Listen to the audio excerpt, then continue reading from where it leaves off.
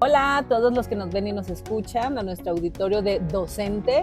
¿Y qué creen? ¿A quién creen que tenemos el día de hoy? Yvonne Klein.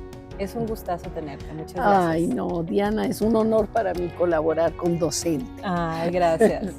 A Yvonne Klein la conocemos de otras instituciones, otras empresas que nos han invitado a participar, y la verdad es que ha sido un agasajo escucharte, conocer tu trabajo. El día de hoy es la segunda parte del simposio y ella estuvo participando en una conferencia que se titula así: de copiloto a piloto de mis emociones, trabajo en mi bienestar. ¿Qué nos pudieras platicar sobre esta conferencia? ¿Cómo te fue? ¿Cómo te sentiste? Bueno, yo me sentí encantada cada vez que puedo trabajar con docentes o cada vez que puedo trabajar con chicos o padres de familia. Pues es volver a tocar la escuela desde dentro, que yo di clases muchísimos años, y es una labor impresionante cuando ves desde el ámbito de la terapia o de la psicología o de todo esto de la educación socioemocional, que las personas se ponen desde las emociones, pueden tocar vulnerabilidad, se dan permiso de sentir, sí. Y eso pues hay que crear las condiciones entre ellos y yo, lo tenemos que hacer conjuntamente, pero es como magia, ¿no? Lo que sucede. Ay, sí. Qué bonito. También he de presumirles aquí que tenemos el libro de Yvonne Klein que se llama Manual Emocional para Vivir Mejor, no sobrevivir, vivir mejor. Exactamente. ¿Qué nos puedes platicar sobre este libro? ¿Qué contiene? Bueno, mira, yo estaba en la pandemia, yo ya había escrito varios libros de educación socioemocional, pues escribí libros para secundaria, en toda una colección que se llama Sentir, Pensar y Actuar, para primero, segundo y tercero, para CCH y preparatorias, trabajé para Naciones Unidas, hice muchos pues, recursos audiovisuales, escritos, escribí otros libros de educación socioemocional a través del arte para chicos más grandes, a través de 6 lenguajes. Y en la pandemia, que estuve dando pues muchísimas terapias por ansiedad, por miedo, por depresión, por todos los efectos de aislamiento que nos pusieron verdaderamente en jaque. Sí. O sea, creo que fue inédito a nivel pues, global, porque han habido otras pandemias, pero eran más localizadas, pero ahora sí nos tocó a todos y al mismo tiempo, y con este estrecho vínculo tecnológico, fue una sensación de soledad colectiva, con unos niveles de ansiedad, duelos, muertes, ¿no? Entonces, a raíz de la experiencia pues, tan traumática de la pandemia, traumática a nivel de yo estar apoyando duelos desde mi terapia y estar viendo qué pasa con ataques de pánico y todo, hasta pues, duelos personales de amigos, etcétera, ¿no? Entonces, fue muy duro. Digo, mi mamá no murió de COVID, pero murió en ese año de COVID, en octubre. Entonces, pues los duelos se van sumando, los duelos se van sumando y se van potenciando, y pueden ser pues duelos de personas, duelos de proyectos, diferentes tipos de duelos. Entonces, a raíz de la pandemia y todo lo traumático que pasamos en la pandemia, yo dije, bueno, yo ahora quiero escribir un libro como yo creo que puedo comunicarme sin un marco teórico preestablecido de un programa que establezca inicio, desarrollo, cierre, que no tenga esa estructura tan rígida de los libros de texto, que debo de decir que tuve completa libertad, pero era una estructura. Sí. Y aquí yo dije, yo voy a hacer lo que yo quiero. O sea, ¿qué le quiero comunicar a las personas en función de lo que yo he vivido? Pues como madre, que tuve adolescentes, ahora ya son adultos, pero que tengo hijos, como padre, como docente, como persona, ¿no? Entonces, se me ocurrió la idea, junto con mi editorial, porque esta idea de dirigirla a los adolescentes, pues no fue al inicio mía. Sí. Yo pensaba escribir un libro pues para adultos, por ejemplo.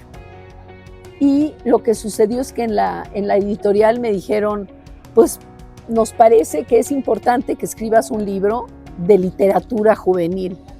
Cuando me dijeron literatura juvenil todavía, porque yo ya había trabajado con adolescentes en secundaria, ¿no? Pero cuando me dijeron literatura dije, esto es otro código que no tiene nada que ver con la estructura mental del libro de texto y tengo que inventarme de cero. Y la parí, pero con forceps. Literal.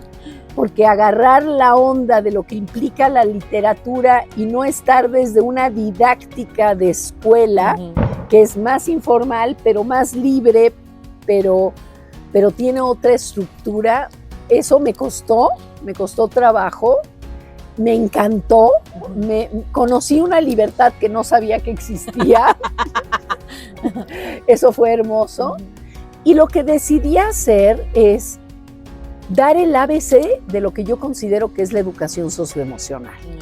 Porque dije, si yo voy a escribir un libro como yo quiero, yo tengo que empezar a sentar las bases de un marco teórico y tengo que compartir qué significa ese marco teórico y tengo que ver qué posibilidades de ayudar a la gente desde diferentes tipos de emergencia podemos tener. Entonces fue cuando, pues con la editora, que fue una editora maravillosa, empezamos a parir la estructura y entonces llegamos a esta estructura que hay aquí. Entonces lo que hice fue, en el primer capítulo, pues dedicarme específicamente al cerebro de los adolescentes. Aunque lo dirigía a los adolescentes, no es nada más para adolescentes. Ahorita voy a explicar por qué. El primer capítulo sí es para explicar todos los cambios pues a nivel cerebral, social, físico, etcétera.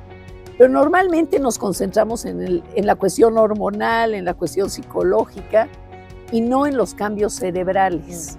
Y a mí me parecía importante que los chicos y los padres de los chicos y todos entendieran que hay un cambio cerebral que marca un antes y un después en nuestra identidad, porque hay una cosa que se llama poda sináptica y se te rehace completamente el cerebro y se reestructuran todas las conexiones del cerebro.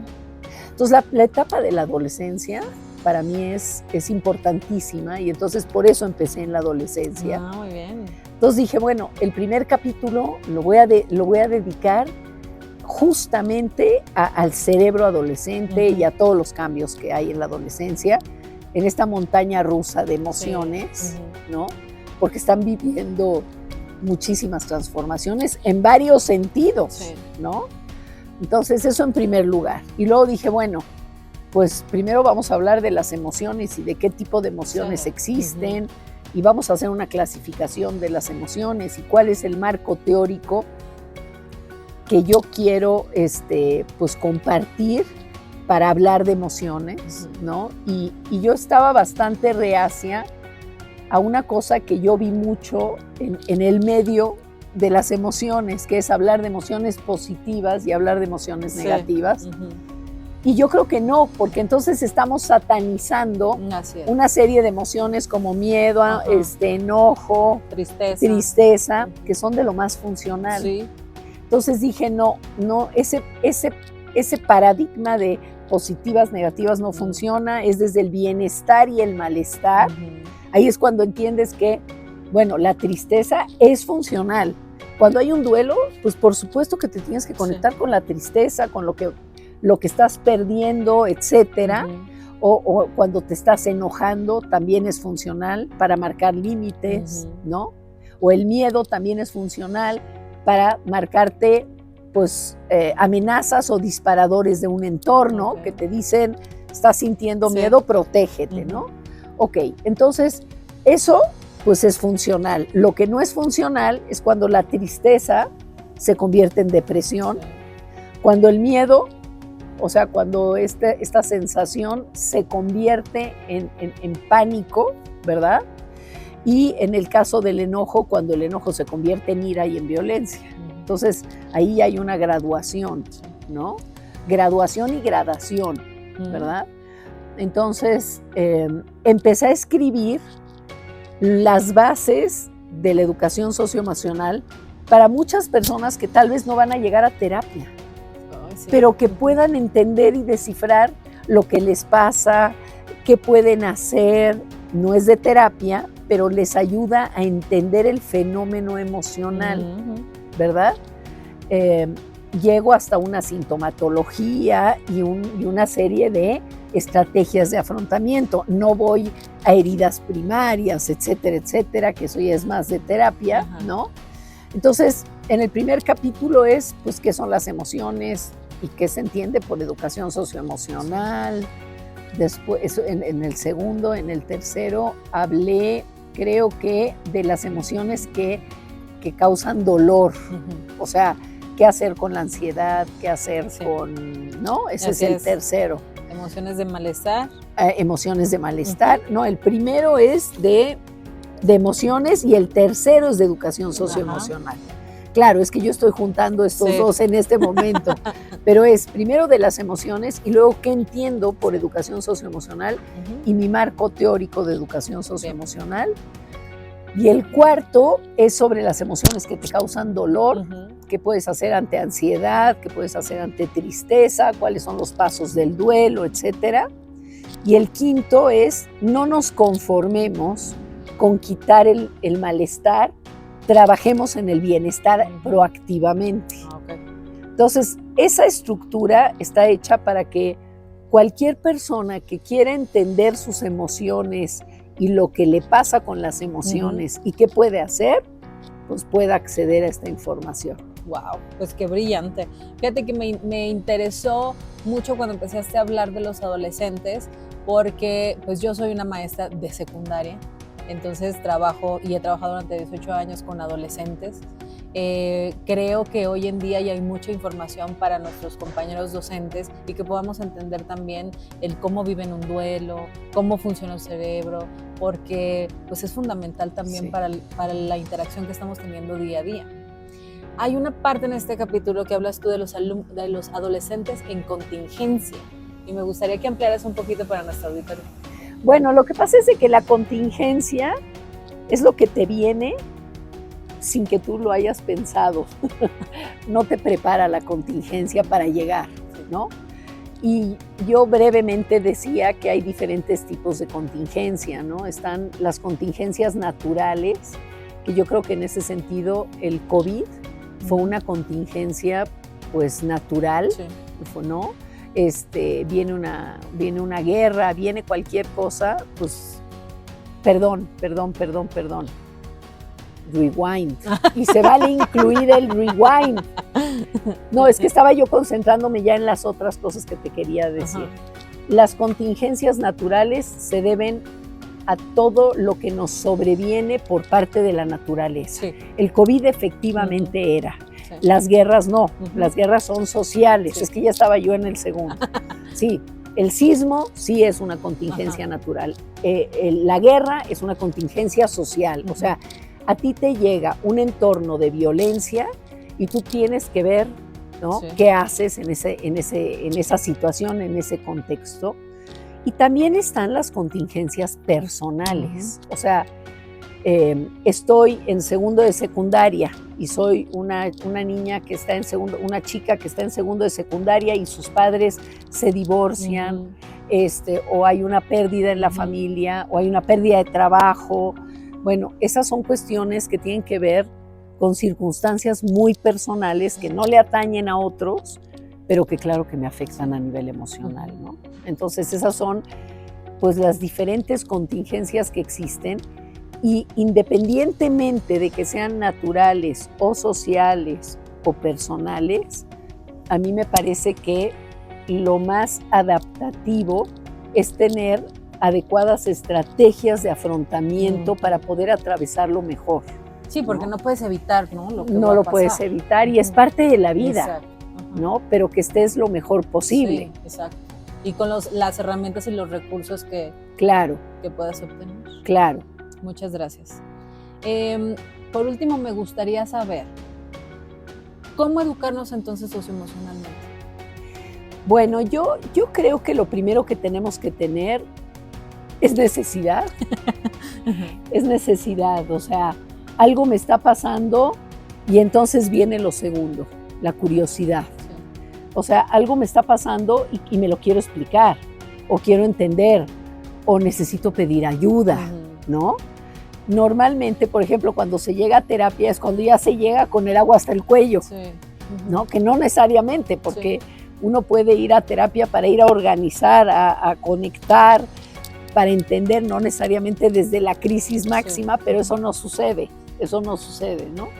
Entonces, cuando uno, pues hay algo, una plática con un amigo, o que se vio algo, o que se vivió algo, pero que te interpela, te hace algo, te simbra de alguna manera, y tiene que ver con las emociones, y no tienes la respuesta tan rápida y dices, a mí me parece que hay algo más y quiero saber un poco más, y empiezas a abrir pues esta enciclopedia de la educación socioemocional, y cuando abres este mundo, este universo, esta enciclopedia, que hablo de enciclopedia no porque la haya, pero porque tiene que ver con todo nuestro sentir, ¿no?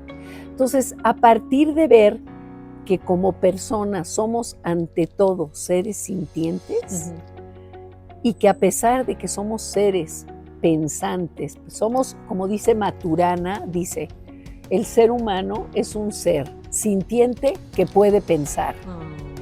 Eso a mí me parece brillante. Sí. Somos seres sintientes que podemos pensar. Y esa parte de pensar nos puede permitir, junto con nuestro sentir, conectarnos en este mundo para conocerlo mejor. Porque cuando yo me entro o me meto en el mundo de las emociones, estoy entrando en un mundo que me atañe a mí directamente. Claro. Me juego el pellejo. Ajá. Porque estamos en emociones todo el tiempo. Sí, como yo digo, seamos conscientes o no seamos conscientes. Exacto. Entonces, si somos conscientes, tenemos más probabilidades de pasarla mejor. Ay, pues muchísimas gracias, Ivonne. Como te habíamos comentado, nuestro podcast está dirigido a docentes, con Z, que buscan el equilibrio emocional. Y me gustaría que les dieras un mensaje a nuestros profes. Ay, maestros, bueno, primero toda mi admiración, porque sé lo que es estar en la trinchera y admiro mucho la labor de formar seres humanos. O sea, tener ese giro en la vida para estar dispuesto a colaborar en la formación humana me parece impresionante labor. Toda mi admiración. Y yo diría, no le tengan miedo a entrar al mundo de las emociones. Hay muchos que me dicen, es que como yo no soy psicólogo, mejor ni le muevo, ¿verdad? Porque no se me vayan a desbordar los niños en la escuela. ¿Y luego qué hago? Y luego yo qué hago. Yo diría, hay muchos textos, pues yo tengo los libros de secundaria y hay otros libros de secundaria de educación socioemocional, en la que nosotros acotamos el que los chicos pues estén contenidos en actividades que pueden de alguna manera ayudarlos sin desbordarse, ayudarlos desde el empoderamiento sin desbordarse. Y también a ustedes, maestros, les diría, independientemente de que exista la educación socioemocional en un programa o no exista, creo que es lo mejor que nos puede pasar como personas, el poner nuestra persona con toda su vulnerabilidad pues al servicio de esta exposición al conocimiento y a una serie de experiencias que pueden traducirse en una mejor calidad de vida, ¿no? Entonces, pues yo creo que todos estamos buscando el bienestar, pero si tenemos herramientas probadas por la ciencia y que están a nuestro alcance, pues trabajemos en ellas, ¿no? Ay, pues mil gracias, Ivonne. Ha sido un encanto tenerte con nosotros, aunque sea así de cortito el tiempo, pero la verdad es que siempre es valioso y muchas gracias por permitirnos conocer. No, pues yo las quiero mucho y admiro mucho esta plataforma. Ay, gracias. Muchas gracias. Gracias.